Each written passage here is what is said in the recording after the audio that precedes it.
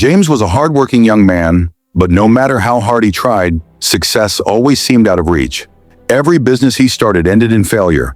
Every job application he sent was rejected. And even when he tried freelancing, nothing worked. With each failure, his confidence slowly crumbled.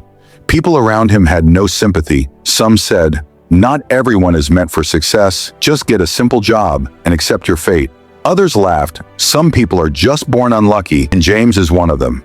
These words cut deep over time. James started believing them. He convinced himself that maybe success wasn't meant for him. One evening after another failed business attempt, James sat alone in a quiet park. The streetlights flickered, casting long shadows mirroring the darkness in his heart.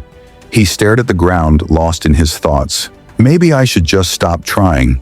Maybe I really am a failure," he thought. As he sat there, he noticed an old man in a small workshop nearby carefully fixing antique clocks.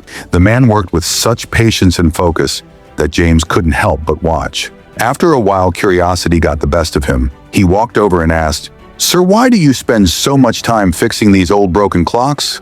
Some of them look too damaged to ever work again." The old man smiled and replied, "Every clock has its own time. Some start ticking again quickly, while others take longer. But I never give up on them because I know one day they will run perfectly again." James felt something shift inside him. Those words echoed in his mind. Maybe I'm like these clocks. Maybe I just need more time and patience. He realized that every failure had taught him something valuable, but his biggest mistake was giving up too soon. That night he couldn't sleep. He kept thinking about the old man's words.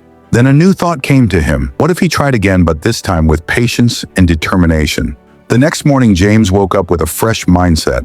Instead of focusing on how many times he had failed, he decided to learn from his mistakes. He restarted his online business, but this time he didn't rush. He studied successful entrepreneurs, identified what went wrong in his past attempts, and took slow, careful steps forward. It wasn't easy.